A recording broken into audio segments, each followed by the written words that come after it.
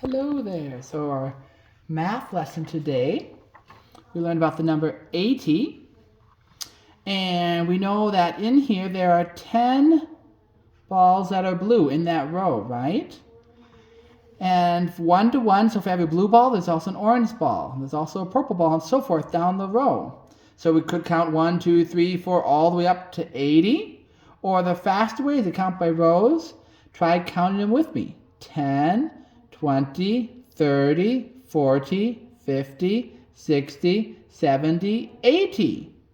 And we write that as 8 sets of 10, because each of these have 10, so 8 sets of 10 and 0 extras, or 8 sets of 10 and 0 in the ones column. And here's how we spell 80. E-I-G-H-T-Y, and that spells 80. And if we were doing things from smallest to greatest, if I had, let's say, a little circle here, maybe another circle a little bit bigger, a little bit bigger yet, and I don't know, maybe a medium ball. If we're numbering them from smallest to largest, which one would be the smallest of those? Yes. Number 1 would be the smallest one, okay? That's the smallest one. Then we have, what's the next bigger one?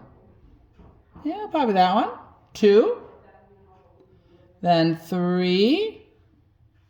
Then what would be the biggest one? Yes, definitely this one. That would be 4. So from smallest to largest, we have 1, 2, 3, 4.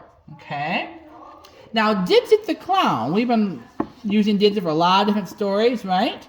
Didsit the Clown went to the library and he wanted to find some books about clowns. He found 2 storybooks about clowns, and he also saw a picture book about clowns. So he saw 2 storybooks about clowns.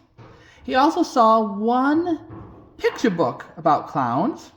So we have 2 of those, and 1 of those, if we join them together, we're joining the sets together, we put a plus symbol between them, right?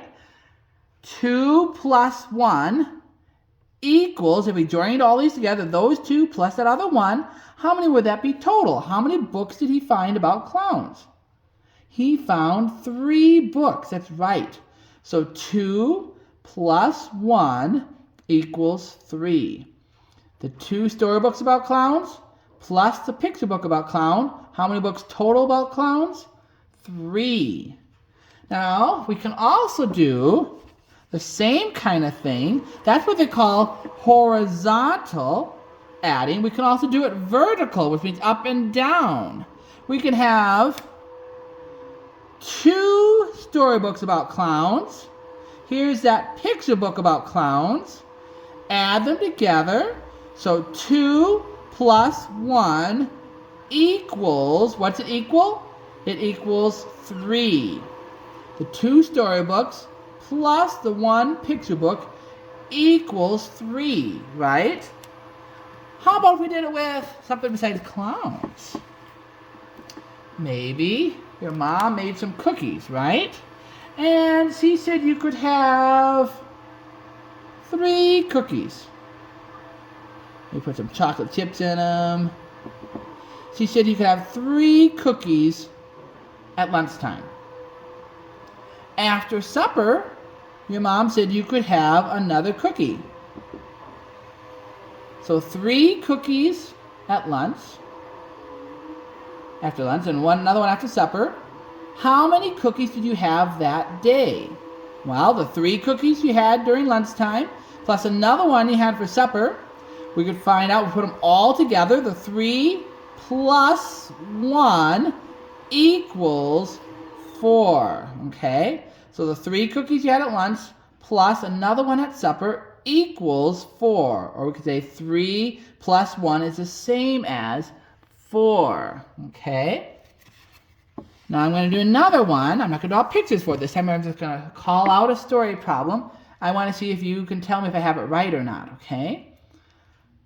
4 plus 1. 4 plus 1. Did I write that correctly? No, the plus symbol doesn't go up there, right? Okay, you might say, oh, it goes by the 1. Okay, did I put it down here? 4 plus 1? No, that's not right either. Where does it go? Yes, it goes on this side of the 1.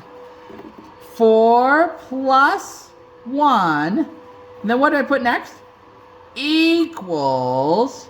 So I have the 4 plus 1 more. It equals 5, right? 4 plus 1 equals 5. And then with your pages, there'll be different story problems to go along with. Some of it will be up and down like this. They call it vertical adding. And some will be side to side, and they call that horizontal adding. Let me know if you have any questions. Take care.